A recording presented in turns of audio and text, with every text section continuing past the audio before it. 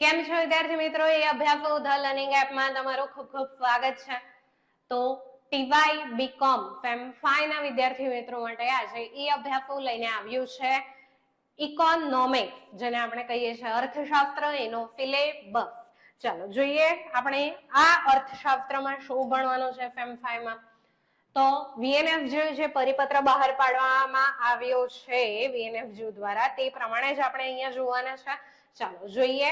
તો સૌથી પહેલા સબ્જેક્ટ આપણે જોઈ લઈએ. તો મેડમ સબ્જેક્ટ તો કીધો અર્થશાસ્ત્ર, પરંતુ પર્ટિક્યુલર નામ શું આપવામાં આવ્યું છે? તો ફેમ 5 માં તમારે નામ આપવામાં આવ્યું છે ભારતીય અર્થતંત્ર સાંપ્રત વલણો. શું? ભારતીય અર્થતંત્ર સાંપ્રત વલણો. ચાલો, ક્રેડિટ કેટલી રહેશે આની? 4, એટલે કે 50 માર્ક્સનું પેપર આપણું રહેશે. એકમ 1 આપણે જોઈએ તો એકમ 1 આપણને આપવામાં આવ્યું છે નીતિ આયોગ. નીતિ આયોગના હેતુઓ, ગઠન, કોઈ પર્ટિક્યુલરલી ટોપિક નથી, એમાં અંદર સિલેબસ જ છે, એટલે એકમને કોઈ હેડિંગ આપવામાં આવ્યું નથી. બરોબર? તો આમાં આપણે શું શું જોવાના છે? એક તો નીતિ આયોગ વિશે જોઈશું, બીજું આપણે ભારતીય અર્થતંત્રના માળખા વિશે જોઈશું, જે પરિવર્તન આવ્યા છે માળખાકીય પરિવર્તનો તે, અને સમવાય નાણાં તંત્ર વિશે આપણે જોવાના છે. આ ત્રણે ત્રણ નો મળીને ગુણભાર કેટલો છે? 25%. બરોબર?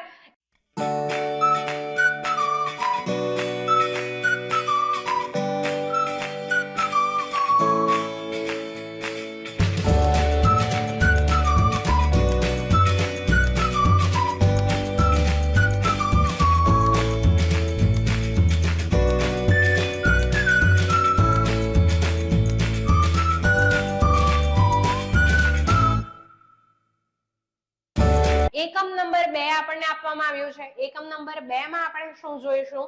તો એકમ નંબર 2 માં ખેતી, કૃષિ ક્ષેત્ર વિશે આપણે અહીંયા જોવાના છે.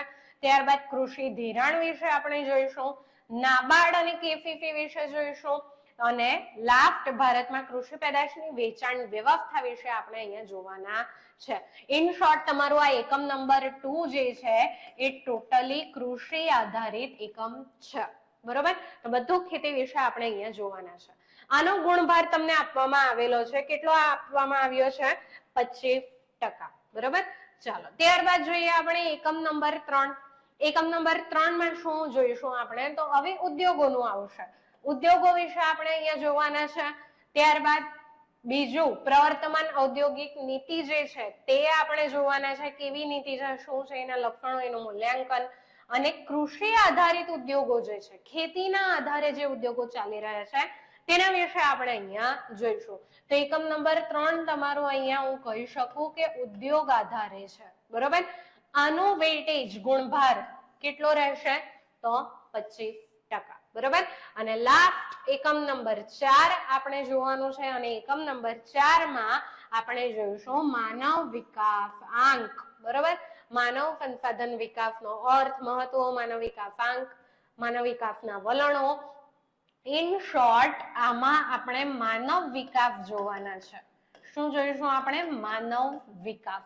આનો ગુણભાર આપણે કેટલો રહેશે? 25%. બરોબર? તો 4 યુનિટ નો ગુણભાર અહીં તમને સમાન જ આપવામાં આવ્યો છે, 25, 25, 25, 25. સિલેબસ આપણા હાથમાં આવી ગયો છે. આના આધારે વ્યવસ્થિત રીતે બુક્સ, મટીરિયલ વગેરે વસાવી લો, અને બેસ્ટ ઓફ લક તમારા આવતા સેમ માટે.